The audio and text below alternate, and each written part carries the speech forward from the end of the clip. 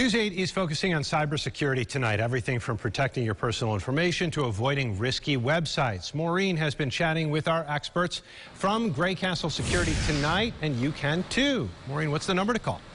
The number is 287-8005. Call now. We have folks from Grey Castle Security here available to take your questions now through 6:30. If you have any questions about cybersecurity, taking steps to protect your phone and your smart devices at home, call 287-8005. They can certainly help. Joining me now is Sean Phillips. He is the Director of Business Intelligence at Grey Castle Security. And Sean, let's begin with the obvious. There's some small business owners especially who sometimes will say, I don't want to take all these extra steps to protect the computer or safeguard the computer. No one would ever hack me.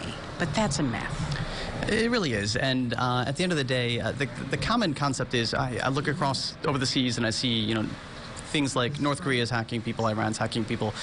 Could I be a target? Would I be a target as a small business? I don't think so. But at the end of the day, if you think about the majority of attacks, they're actually not state-sponsored attacks. The majority of attacks are automated attacks that are servers set up to shoot out information to different email groups and different users that could be susceptible to clicking and going down the rabbit hole and end up incriminating a company that really doesn't have the resources to be able to repair or respond to an incident. Right. So that leads us to the next question, which is, what do you do if you've been hacked? It's a great question. A lot of companies don't have a plan in place, so the first thing would be to back up a little bit and to try to get a plan in place before something like this were to happen. So an incident response plan would be very important to have, even as a small company. Make sure that you have a list of the people to call.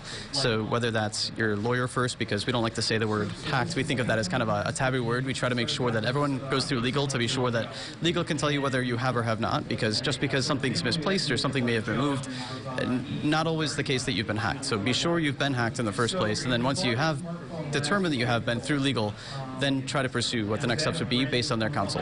And we'll talk a little bit about what those next steps will be a little later. Thank you so much, Sean. We're going to let you get back to the phones. Of course. Thank you. All right, thanks. And lots of questions from folks calling in right now. If that's you, call 287-8005. Sean and the rest of the crew at Grey Castle are here through 6:30.